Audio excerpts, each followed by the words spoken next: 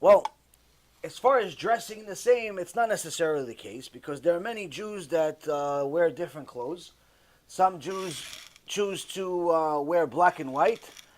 Some Jews choose to wear clothes like you're wearing. Some Jews wear, a blue shirt. Sometimes I wear a blue shirt. Sometimes I wear a black shirt. Sometimes I wear a white shirt. But as far as in general, we try to be not like the goyim is really what the key is. Meaning, the number one objective that the Torah tells us is to make sure that we're modest.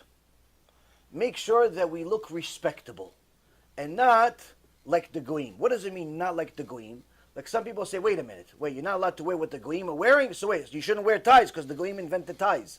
You shouldn't wear a suit because some goy invented a suit. No, that's not what we mean.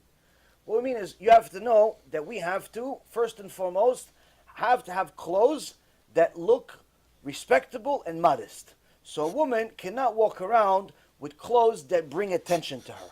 So if she wears a mini skirt or she wears clothes that are showing her body, that's immodest. Why? Because people are looking at her. If she walks around with clothes that are not that different from a bathing suit, it's not. You don't have to be a genius to realize it's not modest. If every single guy in the world that walks by her is doing a double take, there's a problem here.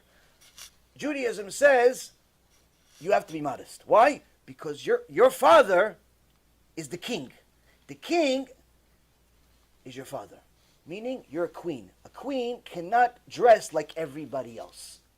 A prince cannot dress like everybody else. Meaning if everybody else decides to walk around naked, you can't.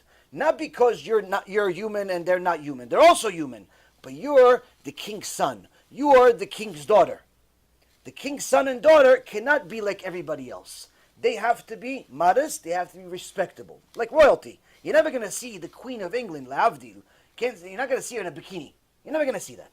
You're never going to see the queen of any country walking around with a tube top. You're never going to see that. Why? Because they're kings and they're queens. And kings and queens don't walk around like that.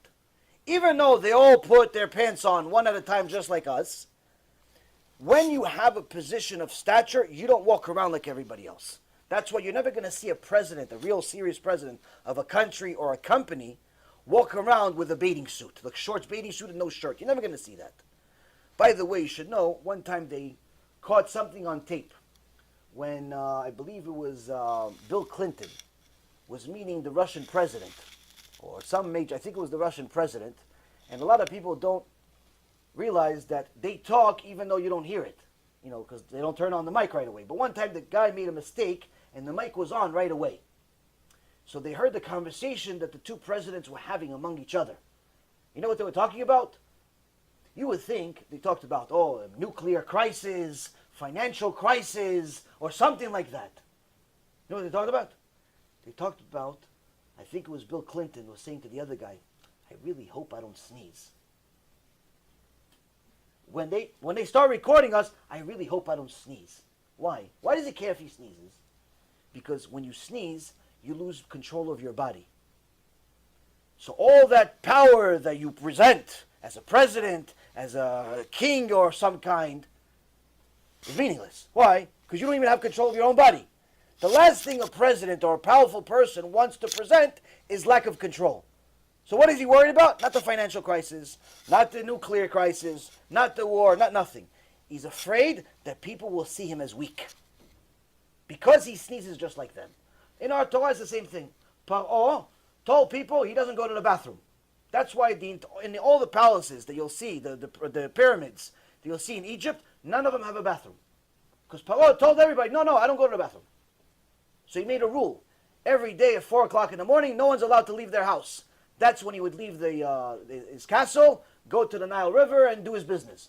So nobody could see that he actually really does go to the bathroom. Why? Because he didn't want to show weakness.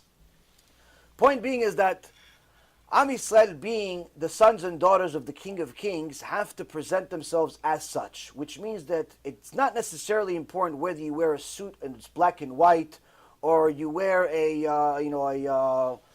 overalls. That's not the key. The key is, do you look presentable? Do you look modest? If you're going to walk around with a tank top, no one's going to think you're the sons of a king. If you're going to walk around with short shorts, no one's going to think you're the son of a king. Why? You look like everybody else. And that's the key. So it's not necessarily the suit or tie, because technically the suit and tie is a relatively recent invention. It's only the last couple of 100 years. Until a couple of 100 years ago, Jews around the entire world wore what the Arabs still wear today. We wear something that's similar to a dress, really, and that's what we all wore.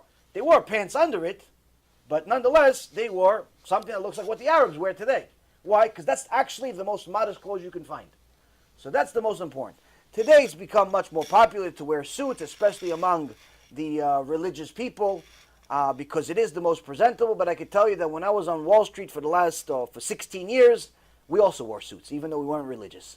Suits is just something that you wear because it looks presentable. If you don't want to wear a suit, it's not a sin. It's not a problem. Just look modest, look presentable. That's it.